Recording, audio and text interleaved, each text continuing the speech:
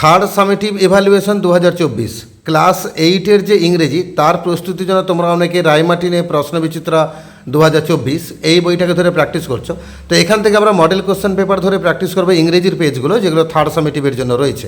আজকে আমরা আলোচনা করব মডেল কোশ্চেন পেপার 11 নবদ্বীপ শিক্ষা মন্দির। এটা রয়েছে পেজ নাম্বার 103 একের দাগেটা সিন প্যাসেজ দেওয়া আছে। In 1920 when I was still only 3, 1920 সালে যখন আমার মাত্র 3 বছর বয়স, মাই মাদার্স এল্ডেস্ট চাইল্ড, আমার মায়ের বড় মেয়ে, বড় শিশু, বড় বাচ্চা, মাই ওন সিস্টার আস্ত্রী, আমার নিজের দিদি আস্ত্রী, ডায়েড ফ্রম অ্যাপেন্ডিসাইটিস, সে অ্যাপেন্ডিসাইটিস রোগে মারা গেছিলো। তো এই প্যাসেজটা তোমাদের সকলের পড়া আছে, প্যাসেজটা পড়ে আর সময় নষ্ট করছি না, আমি সরাসরি প্রশ্নোত্তর আলোচনা করে দিচ্ছি।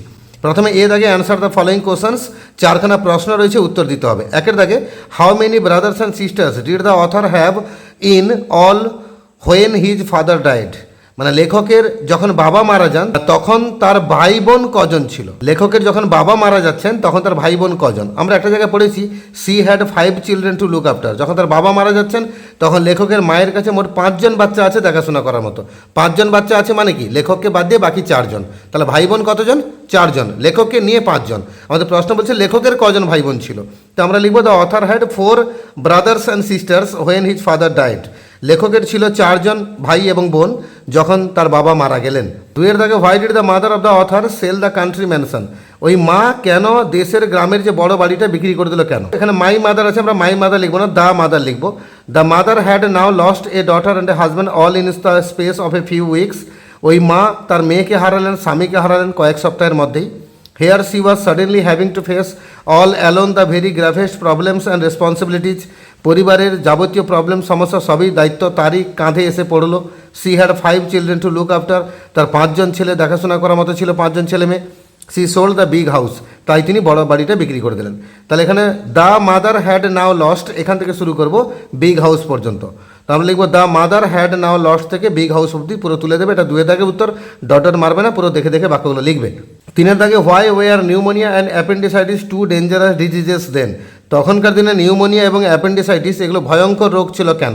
If they had penicillin in those days, তখনকার দিনে যদি তাদের কাছে পেনিসিলিন থাকতো, neither appendicitis nor pneumonia would have been so much of a threat, তাহলে কিন্তু তখন ওই নিউমোনিয়া বা অ্যাপেন্ডিসাইটিস এগুলো এত ভয়ঙ্কর রোগ হতো না।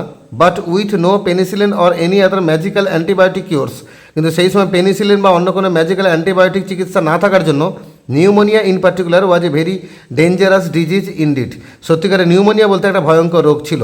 তাহলে ইফ দে হ্যাড পেনিসিলিন থেকে ইনডিড পর্যন্ত, ইফ দে হ্যাড পেনিসিলিন থেকে শুরু করে ইনডিড অবধি লিখে দেবে। এটা 3 দাগের উত্তর। 4 দাগে how was Roald's father affected by the death of Astri, আস্ত্রীর মৃত্যুতে এই রোয়াল্ডের বাবার কি ক্ষতি হয়েছিল বা তিনি কিভাবে প্রভাবিত হয়েছিলেন। Astri was far and away, my father's বলেছেন, মাই ফাদার্স বলবে না, the author's father's favourite, he adored her beyond measure and her sudden death left him literally speechless for the days afterwards, he was so overwhelmed with grief that when he himself went down with pneumonia a month or so afterwards he did not much care whether he lived or died। তাহলে আস্ত্রী was far and away এখান থেকে শুরু করবে, lived or died অবধি পুরো তুলে দেবে, খালি মাই ফাদার্সের জায়গায় লিখবে the author's father's.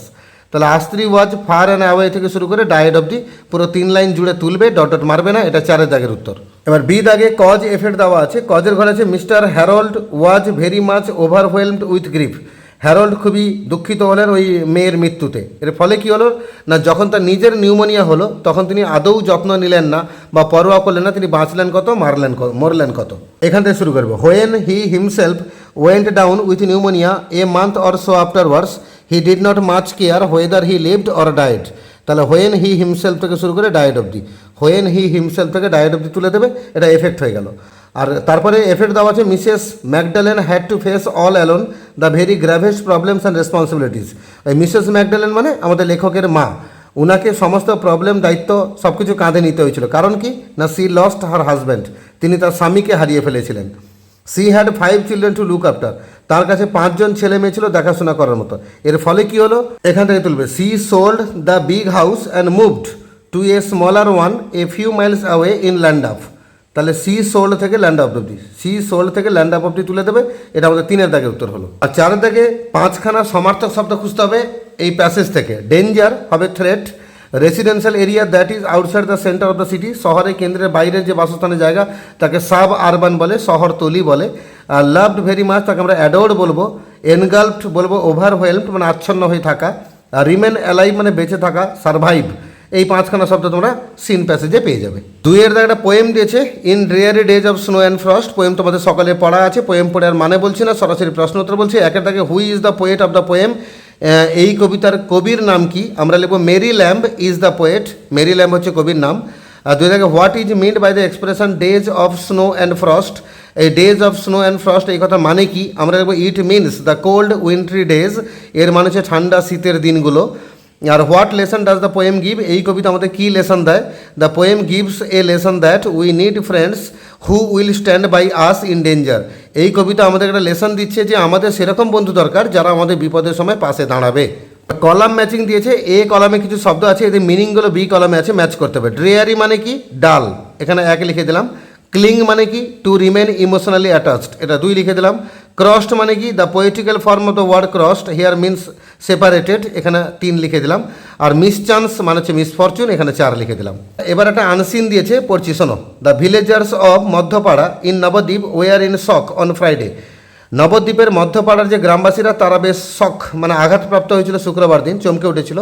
When they found the body of a man, যখন তারা দেখলো একটা মানুষের ডেড বডি মানে মৃতদেহ, অন এ ফ্লোটিং র্যাফট, একটা ভাসমান কলার গাছের ভেলা, র্যাফট বলে মানে জলে ভাসমান থাকে আর কি, নৌকার মতো পাটাতনের মতো লাগে, ওই ফ্লোটিং র্যাফটের উপর একটা ডেড বডিকে তারা দেখতে পেলো। ভয়েসেস অফ প্রটেস্ট ওয়ার আনহিডেড, প্রতিবাদের অনেক আওয়াজ উঠেছিল কিন্তু সেগুলোকে অশ্রাব্য করা হলো, শোনা হলো না, কানে তোলা হলো না। And a mother's love dominated over reasons, এবং এক্ষেত্রে মায়ের ভালোবাসা সে কিন্তু যুক্তির ঊর্ধ্বে গিয়ে কাজ করলো। It was a near return of the Behula Lakhindar story, এটা অনেকটা সেই লক্ষিন্দর আর বেহুলার যে কাহিনী তারই প্রত্যাবর্তন বলতে পারো বা পুনরাগমন বলতে পারো। গৌতম ঘোষ 28, 28 বছরের একটা ছেলে Goutam Ghosh, an agricultural labourer, সে একটা চাষের জমির একজন শ্রমিক। Was bitten by a poisonous snake, তাকে একটা বিষাক্ত সাপ কামড়েছিল। ইন এ প্যাডি ফিল্ড, একটা ধানের খেতে।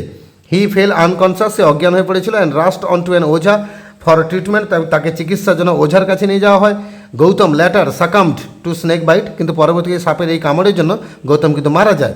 His mother however did not give up hope of seeing her son alive, তবে তার মা তার ছেলেকে জীবিত দেখার আশা ছাড়তে পারেনি। Villagers made a makeshift raft out of the banana tree trunk, গ্রামের লোকেরা কলা গাছের কাণ্ডগুলোকে জোড়া লাগিয়ে একটা ভেলা বানালো।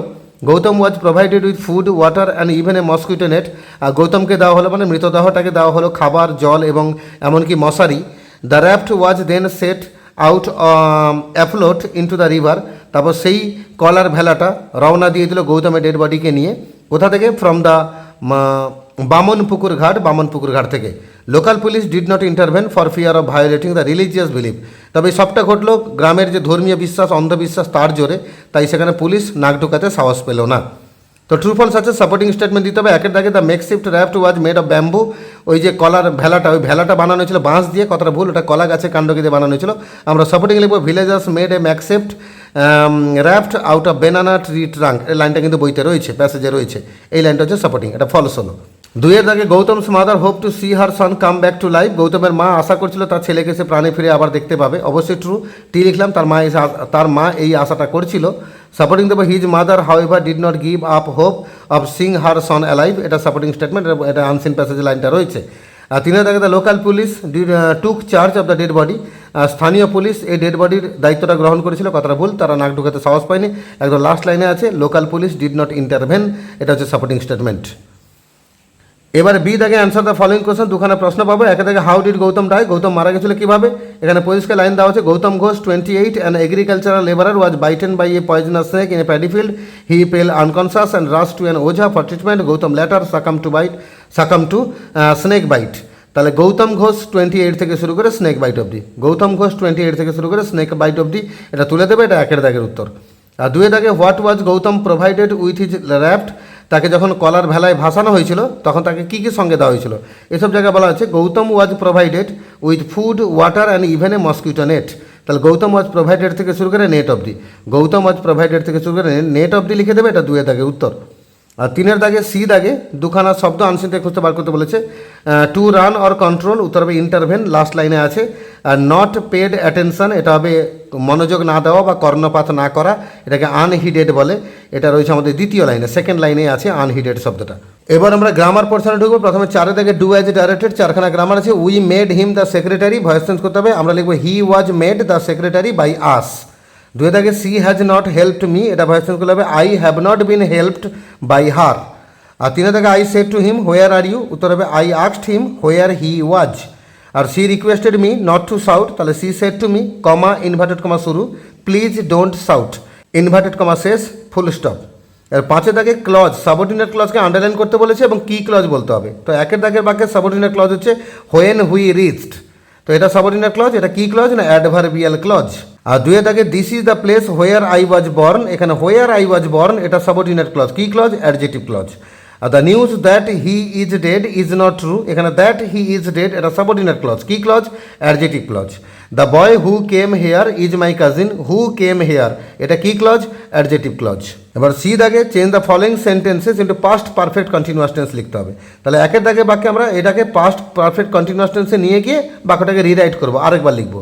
তো এখানে মেন ভার্ব আছে হ্যাড প্ল্যান্ড, এটাকে পাল্টে আমরা করে দেবো হ্যাড বিন প্ল্যানিং। শুধু হ্যাড বিন প্ল্যানিং পরীক্ষায় লিখে এলে হবে না, তোমাকে পুরো বাক্যটাই লিখতে হবে, এই আন্ডারলাইন করা জায়গাটা পাল্টে দিয়ে তুমি এটা লিখবে। তাহলে পুরো উত্তরটা শোনাচ্ছি। For a long time they had been planning to visit the caves of Ajanta and Ellora. আর 2-এর দাগে তেমনি অনেকগুলো ভার্ব আছে, এই সবগুলো ভার্বকে তোমাকে পাস্ট পারফেক্ট কন্টিনিউয়াস টেন্সে নিয়ে যেতে হবে। এখানে এক্সপ্লেন্ড এটা পাল্টে হবে হ্যাড বিন এক্সপ্লেনিং, আর গট আপ পাল্টে হবে হ্যাড বিন গেটিং আপ, আর হ্যাড স্টাডিড পাল্টে হবে হ্যাড বিন স্টাডিং STUDYING। তাহলে আমি পুরো বাক্যটা একবার শোনাচ্ছি যেটা তুমি পরীক্ষা খাতায় লিখবে। My sister had been explaining that she had been getting up late because she had been studying till midnight. আর সাথে থেকে fill in the blanks with proper forms of the verbs, ভার্বের সঠিক ফর্ম দিয়ে শূন্যস্থান পূরণ করতে বলেছে। 3খানা করে অপশন দেওয়া আছে, চিন্তার কিছু নেই। তো আমরা লিখবো we will have a cricket tournament, মানে আমাদের একটা ক্রিকেট টুর্নামেন্ট হবে। We have been waiting for this for the last 12 months, গত 12 মাস ধরে আমরা এটার জন্য অপেক্ষা করছি। Our team has been winning for years, বছরের পর বছর ধরে আমাদের টিম কিন্তু জিতে আসছে। But last year we were nearly defeated by the Nandanpur cricket club, কিন্তু গত বছর আমরা প্রায় হেরে যাচ্ছিলাম নন্দনপুর ক্রিকেট ক্লাবের কাছে। এবারে বাক্য রচনা করতে দিয়ে দুখানা, একটা হচ্ছে স্টায়ারিং, আমি একটা বাক্য লিখলাম I was stirring the soup with a spoon, আমি ঝোলটাকে নাড়াচ্ছিলাম একটা চামচ দিয়ে, স্টায়ারিং মানে নাড়ানো।